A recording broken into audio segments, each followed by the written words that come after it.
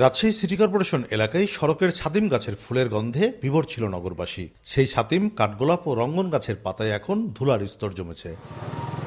শুষ্ক মৌসুমে গাছের পাশাপাশি নগরীর বিভিন্ন সড়কের একই অবস্থা। সড়ক সংস্কার, রেলের ওভারপাস নির্মাণ সহ বিভিন্ন উন্নয়ন প্রকল্পের কাজের সঙ্গে পাল্লা দিয়ে বাড়ছে ধুলা, যার প্রভাব পড়ছে পথচারী, জনগণ ও রাস্তার পাশের দোকানপাটের কেনাবেচায়।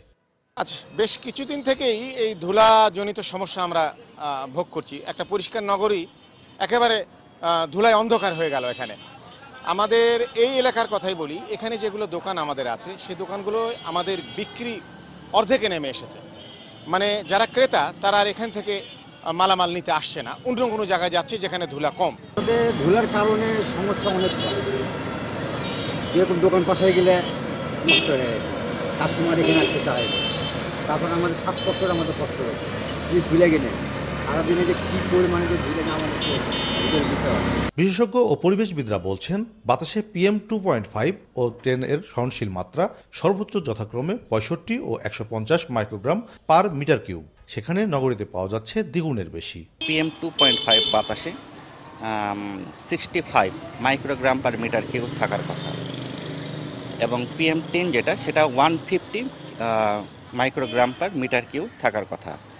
কিন্তু এটা তিক্ত হলেও সত্য যে গত কয়েক বছরে আমরা দেখেছি যে এটার পরিমাণ মাত্রাতিরিক্ত। PM 2.5 আমরা বেশ কয়েকবার পেয়েছি প্রায় 80-র কাছাকাছি, 90-র কাছাকাছি।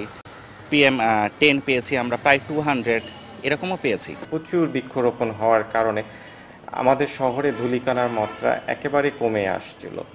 কিন্তু সাম্প্রতিক সময়ে যে ফ্লাইওভার সহ যে মেগা প্রকল্পগুলি রাজশাহী শহরে নেওয়া হয়েছে, যার কারণে এই কাজগুলি চলমান অবস্থায় রয়েছে এবং ধূলিকণার মাত্রা কিছুটা বেড়েছে। নগর উন্নয়ন, পদ্মার বালু, ইটভাটার ধোঁয়া বায়ু দূষণে দায়ী বলছে পরিবেশ অধিদপ্তর। আমরা ওপেন ফায়ার বার্নিং যেটা বলছি, যে অনিয়ন্ত্রিতভাবে দেখবেন যে অনেক সময় আমরা পলিথিন বা ময়লার স্তূপ আমরা আগুন লাগিয়ে দিই বিভিন্ন জায়গায়, সেটার কারণেও হচ্ছে। আবার যদি চিন্তা করেন আপনার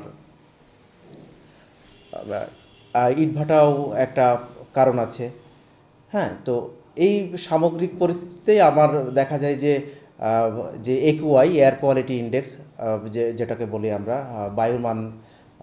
বায়ুর মানমাত্রা নির্ধারণের ক্ষেত্রে, সেক্ষেত্রে দেখা যায় আমার মেইন পলিউট্যান্ট যেটা PM 2.5, এটা দেখা যায় যে অনেক সময় 150 ক্রস করে যায়। 2016 সালের এক গবেষণায় নির্মল বায়ুর নগরী হিসেবে পরিচিতি পায় রাজশাহী। সেই তকমা হারানোর শঙ্কায় এখন নগরবাসী। কাজী শাহেদ, দেশ টিভি, রাজশাহী।